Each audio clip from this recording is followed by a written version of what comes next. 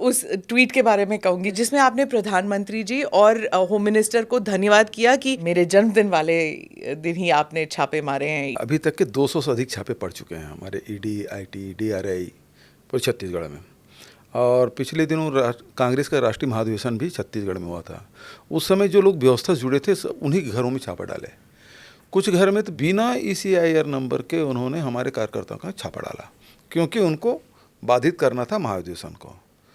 इसमें भी वो लोग जो अभी मेरे जन्मदिन के दिन बहुत सारे कार्यक्रम हुए, तो जो लोग उसको ऑर्गेनाइज कर रहे थे उसके घर में जाके बैठ गए ईडी वाले। मुझे पता भी चला कि आप लोग छापा डालने वाले हैं, तो आज करेंगे क्या? तो बोले आज नहीं, कल 23 तारीख है, कल करेंगे। तो ये सूचना भी थी, तो मैंने कहा भाई ठीक है। तो प्रधानमंत्री जी को धन्यवाद दिया कि आपने बढ़िया गिफ्ट दिया मुझे। तो ये सार्कास्टिक ट्वीट था कि या आप असल में ये मानते हैं कि क्योंकि आपका जन्मदिन था इसीलिए छापे मारे गए थे उसी दिन? वो पहले भी कर सकते थे, बाद में कर सकते थे, रेगुलर कर रहे हैं, उसमें कहाँ रोक कहाँ है? कोई रोक भी नहीं सकते। हम तो स्वागत ही करेंगे, आइए हमारे यहाँ कार्रवाई करिए, क्या दिक्कत है। लेकिन आपने चुना कि वो कार्यक्रम विफल हो जाए, और उन्हीं के घर में मनीष बंछोरे, आशीष वर्मा है, इन कार्यकर्ताओं के, हमारे विनोद वर्मा जी मेरे राजनीतिक सलाहकार हैं, उसके घर में मारे गए, क्योंकि सब व्यवस्था देख रहे थे लोग। मतलब कुछ लोग सेडिस्ट होते हैं, परपीड़क, तो दूसरे को पीड़ा देने में उनको आनंद मिलता है। आपका इशारा किसकी तरफ है?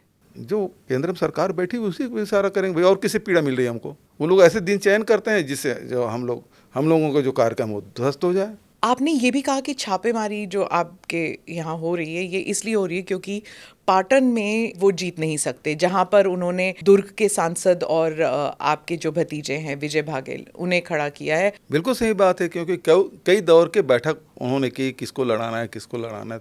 अंत में फिर उसे तय किया गया, लेकिन अभी तक हम लोग समझते रहे कि विजय बघेल ही प्रतिद्वंदी होगा। लेकिन 23 तारीख की घटना के बाद पता चला कि असली जो प्रतिद्वंदी है वो ईडी और आईटी है। चुनाव पाटन में वही लोग लड़ेंगे, क्योंकि पाटन के छोटे छोटे कार्यकर्ताओं के यहाँ उसके यहाँ छापा डाल रहे हैं। इसका मतलब ये है कि आने वाले समय में, मैंने कार्यकर्ताओं से कहा, इस समय जो लड़ाई है वो केवल भारतीय जनता पार्टी या उसके प्रत्याशी से नहीं, बल्कि ईडी और आईटी से भी होगी। उसके लिए भी तैयार रहें। हर राज्य में ये बात चल रही है कि इनकम टैक्स और एनफोर्समेंट डायरेक्टरेट, ये दो जो हैं ये प्रतिद्वंदी हैं हमारे। लेकिन अभी क्या है कि शुरू में कोई भी जब घटना घटती है तो उसका प्रभाव पड़ता है।